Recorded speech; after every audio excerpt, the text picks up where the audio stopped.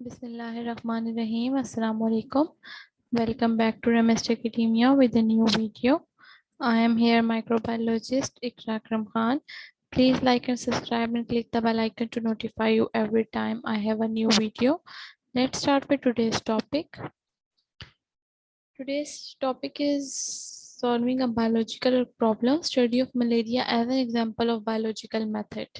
Basically हमने last जो video थी उसमें देखा था कि what are the steps of biological method ना, कि हम कौन कौन से स्टेप्स को फॉलो करते हुए बायोलॉजिकल मेथड या बायोलॉजिकल प्रॉब्लम को सॉर्ट आउट कर सकते हैं। तो आज हम उसी से रिलेटेड एक एग्जांपल देखेंगे स्टडी ऑफ मलेरिया की, कि हम उसमें बायोलॉजिकल मेथड को कैसे एप्लीकेबल बना सकते हैं, उसे हम कैसे अप्लाई कर सकते हैं। ठीक है, तो स्टडी ऑफ मलेरिया की तरफ चलते हैं। As you all know that malaria क्या है, आप सबको पता है कि malaria has been a major global health problem, मतलब कि वर्ल्ड वाइड प्रॉब्लम है ना, तो इसे हम ग्लोबल हेल्थ प्रॉब्लम बोलेंगे ह्यूमंस में थ्रू हिस्ट्री प्रीवियसली भी।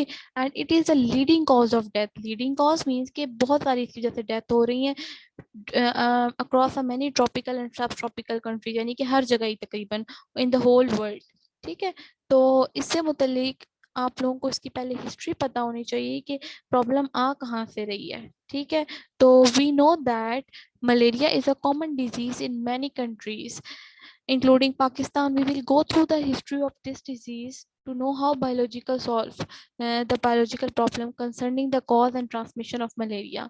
हम सबको पता है कि मलेरिया एक कॉमन डिजीज है बहुत सी कंट्रीज में, पाकिस्तान में भी। We will go through the history of this disease. तो हमें इसकी हिस्ट्री के मुतालिक पता होना चाहिए ना कि ये प्रॉब्लम आ कहाँ से रहा है, ताकि हम इस प्रॉब्लम को सॉल्व आउट करें concerning the cause and transmission of malaria, कि इसकी वजह क्या है और ये कैसे ट्रांसफर हो रहा है। इन एंशियंट टाइम, यानी कि पुराने वक्तों में, मोर देन 2000 ईयर्स अगो, यानी कि आज से 2000 साल पहले, physicians were familiar with malaria. वो मलेरिया से फेमिलियर थे, जानते थे कि ये क्या है। The described disease of chills and fever, यानी कि इसमें उनको बुखार वगैरह रहता था, विद रिकरिंग अटैक, यानी कि बार बार अटैक होते रहते थे। They also observed that the disease was most common among the people living in low marshy areas, मतलब जैसे लो एरियाज में रह रहे होते हैं, लोकल एरियाज में जहाँ पानी वगैरह ज़्यादा होता है, खड़ा रहता है। It was thought that a stagnant water of marshy poison the air.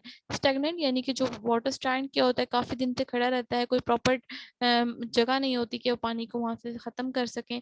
तो मार्शिस पॉइजन द एयर, वो फिर पानी में स्मेल पैदा हो जाती है, और फिर वो जो स्मेल होती है, गंदी स्मेल, बैड एयर, वो पीपल, जारी बात है, उधर ही वो ब्रीथिंग कर रहे होते हैं, तो उनको मलेरिया हो जाता है। This belief led to the name of this disease. तो इस वजह से इस डिजीज को नाम दिया गया मलेरिया का। मेला मीन्स के bad and aria means air. For further the clarification of the observation, some volunteer drank stagnant water from the marshes, they did not develop. अच्छा, मजीद इसकी क्लैरिफिकेशन के लिए, ऑब्जर्वेशन के लिए, कुछ वॉलंटियर्स ने क्या क्या, उन्होंने वॉलंटियरली, यानी कि खुद से, ऑब्जर्वेशन है ना, हम साइंटिस्ट क्या करते हैं, साइंस के लिए हम एक्सपेरिमेंट्स करते हैं, ऑब्जर्वेशंस देखते हैं।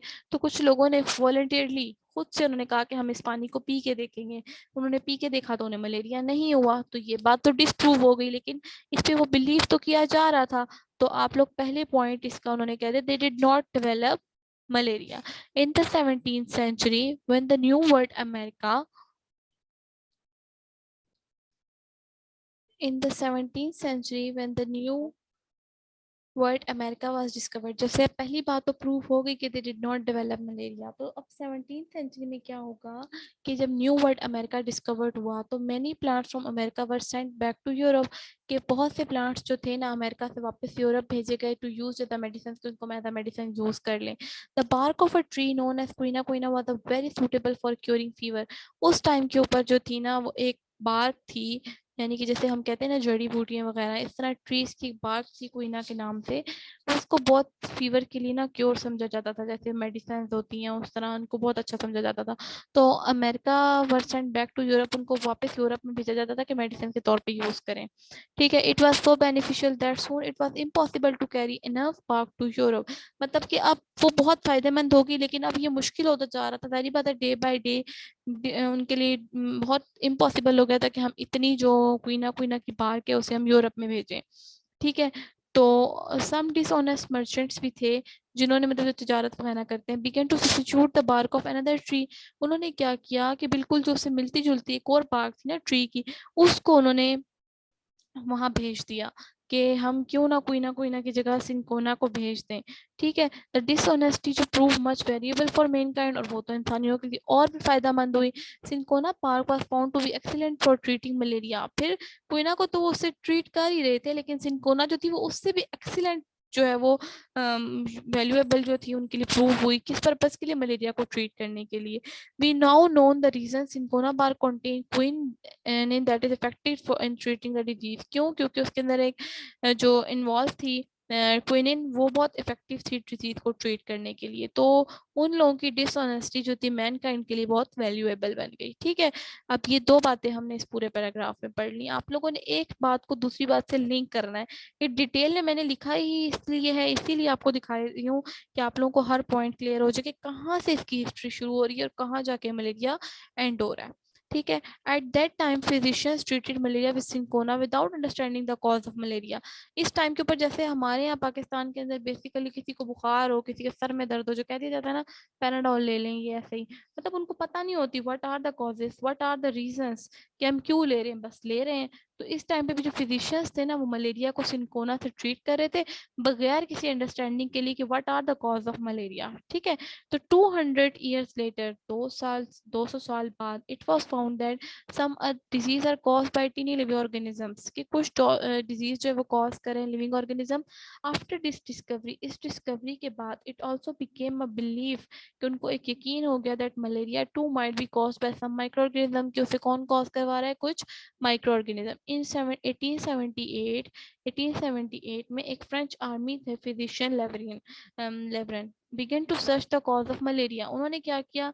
मलेरिया की कॉज फाइंड आउट करना, सर्च करना स्टार्ट कर दी। He took a small amount of blood from a malarian patient. जैसे अब आप लोग जाते हैं हॉस्पिटल्स, आपको पता है ना कि आप लोगों के ब्लड टेस्ट लिए जाते हैं, कोई भी आपको डिजीज हो। तो उस टाइम पे भी जो लेवरन था, उसने क्या किया कि जो जिन बंदों को मलेरिया हो रहा था, उनसे स्मॉल अमाउंट ऑफ ब्लड ले लिया और उसे एग्जामिन किया माइक्रोस्कोप में। एग्जामिन मतलब कि माइक्रोस्कोप में उसकी स्टडी की। ही नोटिस सम टाइनी लिविंग क्रिएचर, उसने देखा कि उसके अंदर कोई क्रिएचर है, कोई लिविंग क्रिएचर है जो कि इस डिजीज को फैला रहे हैं। His discovery was not believed by other scientists. इसकी डिस्कवरी पे कोई और साइंटिस्ट यकीन नहीं कर रहे थे। 2 years later another physician, एक और फिजिशियन आए, उसने भी कुछ क्रिएचर्स देखे सेम एक और मलेरिया पेशेंट में। 3 years after the second discovery के 3 साल बाद same creature observe third time. अब 1 साल लेवरन ने देखा, उसके 2 साल बाद किसी और साइंटिस्ट ने देखा, और 3 साल बाद एक और साइंटिस्ट ने। उन्होंने फिर इस तीनों में एक जैसी क्रिएचर आ रही थी, तो उन्होंने इसको नाम क्या दे दिया? प्लाज्मोडियम का। अच्छा, तो अब in the last part of 19th century के लास्ट पार्ट में बहुत सारी डिजीज आ गई थी कॉज ऑफ मलेरिया की वर बीइंग सजेस्टेड। तो उन्होंने क्या किया कि 4 ऑब्जर्वेशन हमने अब देख ली। Malaria and marshy areas have some relation, यानी कि जो बैड एरियाज थे, यानी कि जहाँ पर बैड एयर स्टैग्नेंट वाटर था वो। दूसरी बात आप लोगों ने क्या देखी उन सारे पैराग्राफ में? कि quinine is effective drug for treating malaria. ठीक है, पढ़ लिया ना हमने कि क्विनिन और क्विना क्विना जो बार्क ऑफ ट्री था और वो सिंकोना। ठीक, ये बात भी होप्स तो आपको क्लियर हो गई होगी। थर्ड बात क्या पढ़ी?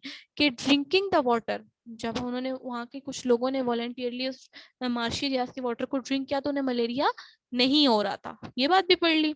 चौथी ऑब्जर्वेशन उन्होंने क्या देखी? कि 3 डिफरेंट साइंटिस्ट ने वक्फे वक्फे से स्टडी की और उसमें उन्होंने देखा कि प्लाज्मोडियम जो है मलेरियल पेशेंट के ब्लड में शामिल है, वो जो टाइनी क्रिएचर नजर आ रहा था। होप सो कि आप लोगों को ये चारों पॉइंट्स आराम से यहाँ पर क्लियर हो गए होंगे। ठीक है, अगर आपने मेरी बात बहुत ध्यान से सुनी होगी तो।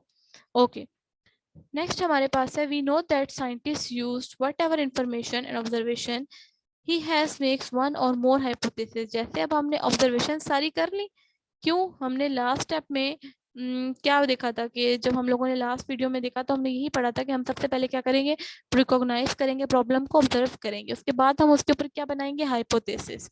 We know that scientist use whatever information, जितनी इन्फॉर्मेशन उनके पास कलेक्ट हुई थी, जो भी ऑब्जर्वेशन थी, उन्होंने उससे क्या बना लिया? हाइपोथेसिस।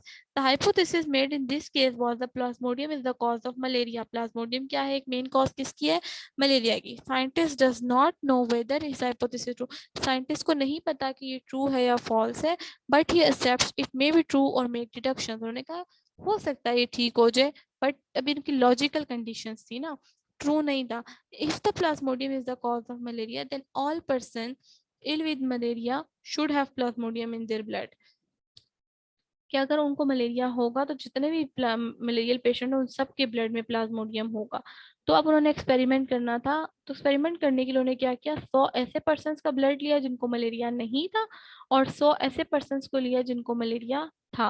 अब उन्होंने लोगों ने दोनों ग्रुप से, अब मैंने आपको बताया था ना एक्सपेरिमेंटल ग्रुप और कंट्रोल ग्रुप, तो आपको पता होना चाहिए कि जो कंट्रोल ग्रुप था हमारे पास वो ग्रुप था जिसको हेल्दी पर्सन्स का ग्रुप था, और एक्सपेरिमेंटल ग्रुप वो था जो पेशेंट्स वाले ग्रुप. ठीक है, तो जो कंट्रोल ग्रुप होगा उसमें हम 100 हेल्दी पर्सन्स का ब्लड लेंगे और एक्सपेरिमेंटल ग्रुप के अंदर हम 100 मलेरियल पेशेंट्स का ब्लड लेंगे. क्लियर, आगे चलते हैं. अच्छा, तो रिजल्ट से हमें ये पता चलेगा कि इन देयर ब्लड पर 7 आउट ऑफ हेल्दी परसेंट, उन्होंने देखा कि जितने भी मलेरियल पेशेंट थे उन सब के ब्लड में प्लाज्मोडियम था. तो रिजल्ट ने हमें ये बताया कि almost all malarial patient have Plasmodium in their blood, पर 7 out of healthy person also had Plasmodium. कि कुछ जो हेल्दी पर्सन थे उनमें भी 7 में प्लाज्मोडियम था, लेकिन वो प्लाज्मोडियम इसलिए शो नहीं हो रहा था क्योंकि वो भी इंक्यूबेशन पीरियड में, मतलब एक्टिव नहीं था वो. ठीक है, अभी उसने अपने सिम्टम्स जाहिर नहीं किए थे, इसलिए वो अभी लिविंग क्रिएचर नहीं था, लेकिन मौजूद जरूर था. तो रिजल्ट ने हमें ये बताया कि Plasmodium is the cause of malaria was true. ठीक है, तो नेक्स्ट बायोलॉजिकल प्रॉब्लम ये थी कि बायोलॉजिस्ट से हमें पता चल गया मलेरिया मार्शी एरिया से भी एसोसिएट कर रहा है और ड्रिंकिंग वाटर जो है मार्शी के does not cause the malaria. In observation के बाद Plasmodium was not in Marsh water, वहां नहीं था, but it must be carried by something, ये कुछ और चीज थी जो मार्श वाटर में इसको लेकर आ रही थी. इसके मुतालिक फिर सबने ऑब्जर्वेशन की कि 1883 में एक AFA किंग थे जिन्होंने 20 ऑब्जर्वेशन की, जिसमें उन्होंने कहा कि जो लोग बाहर सो रहे होते हैं उनको मलेरिया ज्यादा होता है एज कम्पेयर टू जो इंडोर स्लेप्ट कर रहे होते हैं. ठीक है, people who slept under fine net less likely to got malaria, मतलब कि जो लोग नेट यूज कर रहे होते हैं उनको कम मलेरिया होता है एज कम्पेयर टू जो नहीं यूज कर रहे होते. Who slept near smoky fire, मतलब जो उन्होंने जैसे स्मोकी फायर के करीब, यानी कि जहाँ आग लगी हो या कोई मतलब कि स्मोक वगैरह टाइप हो, तो वहां पर उन लोगों को मलेरिया नहीं होता. इस ऑब्जर्वेशन के ऊपर उन्होंने कहा कि मॉस्किटो ट्रांसमिट प्लोजियम plasmodium and so are involve in the spread of malaria, कि वो मलेरिया को फैला रहे होते हैं. इस डिडक्शन से हमें पता चलता है कि मलेरिया कैसे फैल रहा है. Plasmodium should be present in mosquito, mosquito में प्रेजेंट होता है. Mosquito it can be plasmodium by biting a malarial patient, उसको भी मलेरिया पेशेंट के होने से हो रहा होता है. In order to test the above deduction, अगर हमने इसको देखना हो तो रोनाल्ड रॉस ने, एक ब्रिटिश आर्मी फिजिशियन थे, इंडिया में 1880 में उन्होंने परफॉर्म किया था एक experiment. He allowed the female anopheles mosquito to bite a malaria patient, के वो उसको खा ले. He killed the mosquito some days later, और वो उसने मॉस्किटो मर गया कुछ दिन बाद. And found plasmodium multiplying in mosquito stomach, के मॉस्किटो जो था वो इसलिए मरा कि जो प्लाज्मोडियम था वो मॉस्किटो के स्टमक में मल्टीप्लाई हो गया था. तो next logical experiment was to allow infect mosquito to bite a healthy person, कि वो हेल्दी पर्सन को ईट कर ले. अगर ये हाइपोथेसिस ट्रू होता तो person would have got malaria, but scientist avoid using human being, कि उन्होंने अवॉइड किया ह्यूमन बीइंग पे एक्सपेरिमेंट करने से. तो उन्होंने एक्सपेरिमेंट किस पे किया, स्पैरो के ऊपर किया. ठीक है, and redesign this experiment, he allowed a female Culex mosquito, उन्होंने फीमेल क्यूलेक्स मॉस्किटो को बाइट करवाया सफरिंग फ्रॉम मलेरिया.